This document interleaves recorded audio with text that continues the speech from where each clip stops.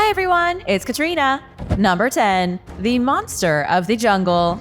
The Mapinguari is a legendary monster that has supposedly been roaming around the Amazon jungle for thousands of years. It's a giant, dangerous, and fearsome beast that Amazonian tribes wholeheartedly believe in. The creature allegedly lurks in the deepest parts of the jungle, looking like a mix between a large ape and an extinct ground sloth. It moves very slowly. It stands 7 feet tall on its hind legs, and it's matted in reddish fur and has long, sharp claws. You might think it sounds like a ground sloth until you hear the final piece of the description. When the Mapinguari stands on its hind legs, it bears a huge gaping mouth on its belly. The mouth is supposedly big enough to consume any other animal living in the jungle. The name Mapinguari translates roughly to fetid beast. Researchers have found no evidence whatsoever of such a terrifying creature existing. Most scientists dismiss the Mapinguari as nothing but folklore and legend. But the description does match very closely with the physical features of the giant ground sloth. You might know it as the Megatherium, a sloth roughly the size of an elephant that lived in South America up until around 11,000 years ago. Technically, it's extinct. Scientists have found plenty of fossils of them, so we know they were real animals. But nobody in modern times has ever seen one. It's unlikely a single animal has survived these last 11,000 years. And besides, the Mapinguari is said to be a carnivore, whereas the Megatherium was vegetarian. So what do you think this animal could be, if it even is real? Let me know in the comments below. And now for number 9, but first, it's shout-out time! I want to give a huge thank you to One Nerdy Neko for your generous support. Thanks so much for being part of the family and for spending time with us. If you are new here, be sure to subscribe to join the Origins Explained family. Number 9. Alien crop circles. In 1999, geographer and paleontologist Alceu Ranzi looked out the window of a plane and saw something he couldn't believe. From his airplane window, he saw a geometrically precise circle carved into the earth somewhere in the Brazilian jungle. The shape would have been invisible on the ground, only recently revealed because of some farmers who cleared a stretch of forest. Alceu was the first one to notice it while gawking out the window on his flight. Ranzi recruited a team of archaeologists from around the globe and went searching for more of these strange circles lost in the Brazilian Amazon like the one he saw from the airplane. They used Google Earth images, they combed through the forest, and to date, they have uncovered about 300 massive shapes carved into the ground at least 1,000 years ago. Circles, rectangles, weird geometric patterns, all of it scattered beneath the overgrown jungle. There is a current debate raging over whether these were archaeological wonders made by a lost civilization or alien crop circles. Each geoglyph is geometrically perfect. Each one is between 2 and 3 football fields wide. They were carved into the earth by what almost appears to have been machinery. The contours of the geoglyphs are giant ditches up to 35 feet across and 10 feet deep. But what's really shocking is that archaeologists haven't found any signs of human habitation. There are no remnants of villages near the hundreds of geoglyphs. Either these weren't made by human beings, or, as some scientists suggest, they were part of a ritual landscape, and these settlements are still hidden somewhere in the jungle. How do you think these giant crop circles were formed, and who do you think did it? Number 8. The Kuhikugu Complex. The Kuhikugu archaeological site in Brazil is a massive complex that includes 20 towns and villages spread across over 7,500 square miles. An estimated 50,000 people lived here between 1,500 and 400 years ago. However, it's not entirely clear what happened to the people who lived in this vast section of the Amazon rainforest. Their disappearance coincides with the arrival of Europeans. However, the Europeans never mentioned meeting these mysterious jungle dwellers. Scientists have speculated the Europeans may have accidentally helped push these people into extinction. When they arrived, they brought diseases, but the diseases spread much faster than the actual infected person did. There are reports that when explorers and conquistadors first arrived to villages and towns, everyone was already dead. because the disease had gotten there first. They didn't directly give the diseases to the people of Kuhikugu that decimated their population. Instead, it may have been trading partners who interacted with the Europeans, then spread the diseases they contracted from the foreigners to the secret people of the jungle. But this is just a theory. Archaeological evidence shows their civilization was already dying when Europeans showed up. Some of the earliest conquistadors may have seen the last vestiges of human society here. But by the time Europeans came into the jungle in large numbers, the towns and villages of Kuhikugu had already been reabsorbed back into the jungle. Number 7. The Sistine Chapel of the Amazon. 12,500 years ago, early humans living in the Amazon rainforest had a burst of creativity. When the Ice Age was still a thing, with huge chunks of North America still covered in ice, the people in the Amazon were drawing doodles on the faces of a cliff. Archaeologists recently discovered what they are calling the Sistine Chapel of the Ancients. It's a massive cliff face stretching 8 miles across the Colombian jungle. It might just be the biggest canvas in the world. It's certainly one of the largest collections of prehistoric rock art anywhere. The whole thing is covered in thousands of paintings, everything from animals to strange anthropomorphic beings, humans, and extinct beasts. It's the extinct beasts that have researchers particularly excited. Already, scientists have identified paintings of extinct creatures like giant ground sloths, horses from the Ice Age, mastodons, and an extinct kind of llama. Because of the date these paintings were made, researchers say the artists were the very first humans to reach the Amazon. These were some of the earliest generations of human beings to live in this part of the world. What's extra baffling is why the ancient people went through the trouble of making an 8-mile-long piece of art. It's so big, with so many intricacies, researchers are saying it will take generations to fully understand. The site is so new, it hasn't even been given an official name yet. What do you think it should be called? Let me know in the comments. Number 6. The Vadinia UFO Incident. In 1996, residents of the small Brazilian city of Vadinia witnessed something unusual. Multiple people reported seeing strange creatures and flying saucers in the sky. Some even claimed they saw extraterrestrial beings. During the incident, animals were reported dead at the zoo, and a woman was supposedly impregnated by an alien. It was chaos and anarchy. The event has still never truly been explained. It all started on January 20th. 3 young women described seeing a creature that walked on 2 legs, had a giant head and weird bumps all over it. Its eyes looked like 2 red orbs in its head.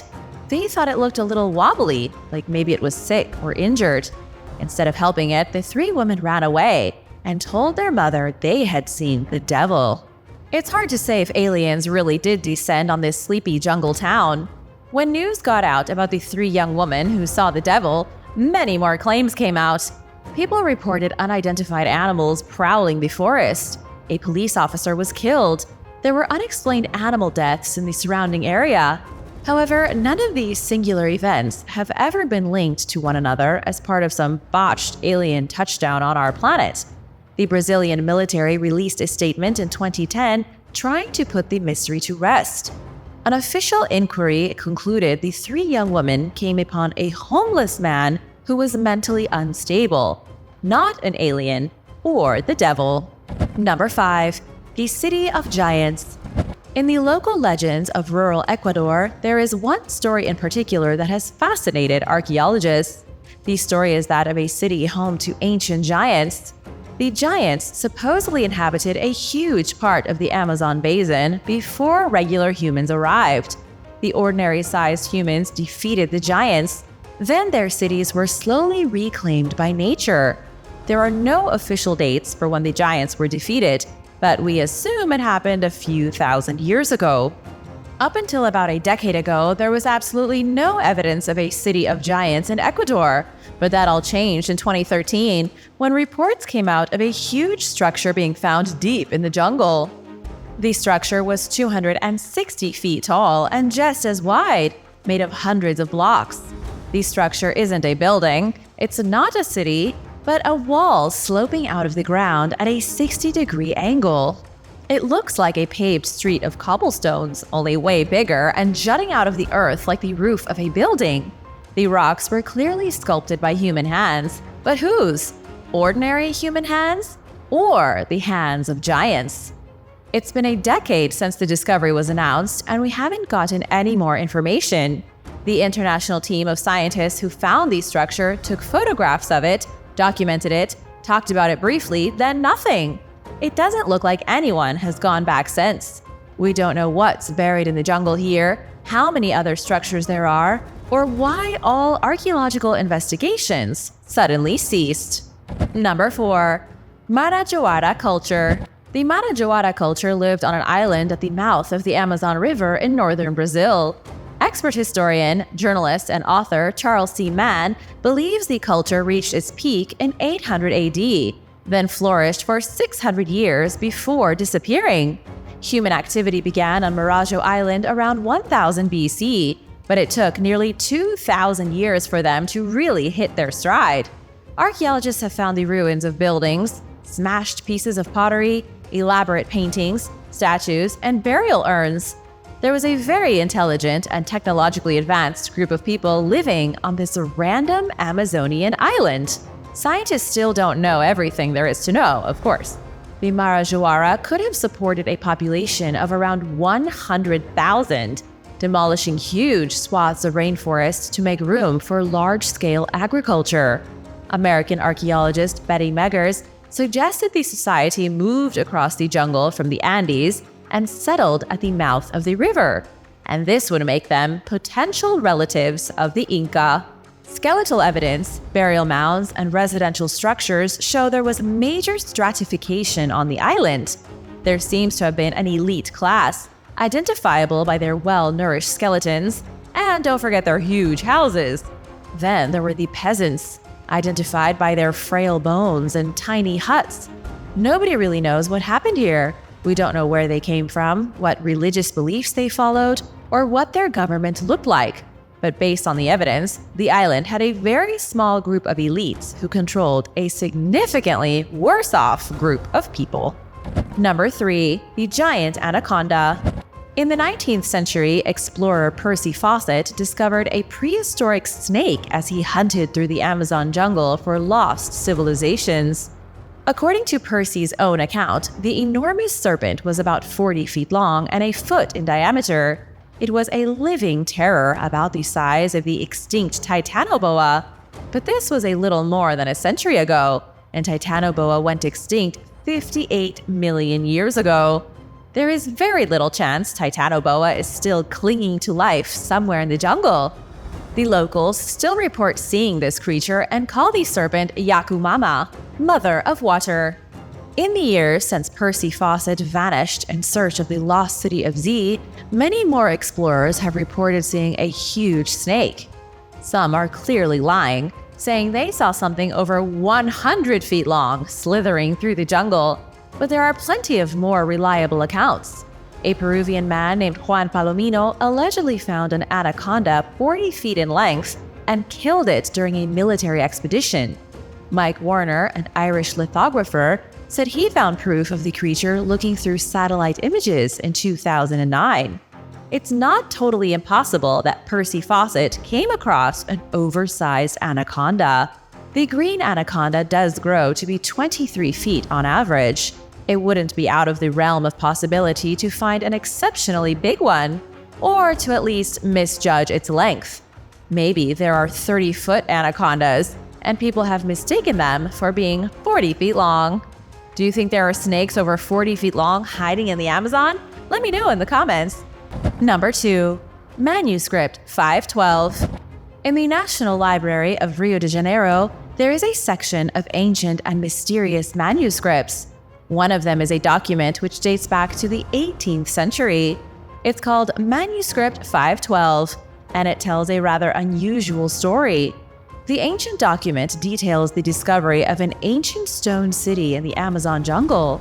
It wouldn't be all that unusual if not for the description of the city. The text claims explorers in the 1700s found a city unlike any other in the jungle. or anywhere in the Americas for that matter. It had Mediterranean-style houses, wide streets, and looked like it had been transported straight from Hellenistic Greece. The architecture was clearly Greek or Roman, not what you expect to find in the Amazon. The authenticity of the manuscript is debatable. It was written in the form of a letter, supposedly by Portuguese treasure hunters looking for the lost mines of Muribeca in Brazil. The Portuguese wrote that the Mediterranean city was abandoned. There was nobody there, only ruins, fading artwork, and coins minted with curious figures on them. Nobody in modern times has ever been able to find this forgotten place, and most experts don't put much faith in the manuscript. Number 1. Cave visitors. Near the small town of Monte Alegre in the Amazon River Basin, there is a mysterious cave. It yields evidence of human habitation from 11,000 years ago. Anna C. Roosevelt from Chicago's Field Museum excavated the cave of the Painted Rock and found stone spear points and other primitive tools. She and her colleagues also uncovered charred plants and animal remains. This seems to show the early inhabitants of the jungle cavern foraged for plants and hunted small animals to survive. I guess that's not that surprising. For many years, the accepted theory for how people arrived in South America is as follows. For 3,000 straight years, human beings left Asia, walked across the land bridge into North America, then hiked all the way through the US, Mexico, Central America, and settled in the Andes Mountains. It's long been believed that the early culture of the Andes was similar to the Clovis culture of the southern United States. But what we are seeing in this cave is a totally different culture. Here we have a group of people who preferred living in the closed canopy of the forest instead of out in the open on the mountains. The accepted theory for the people of South America could be very wrong. The remote jungle cave shows a distinct culture 5,000 miles from the Clovis, on the other side of South America from the Andes, totally separate from everyone else. Had they even come from Asia? Maybe they arrived in South America from the other side of the globe, coming across the ocean on boats. Scientists just don't know the answers. What do you think life was like for people in the Amazon thousands of years ago? Let me know in the comments below. Thanks for watching. Remember to subscribe if you haven't already and come back soon. Bye!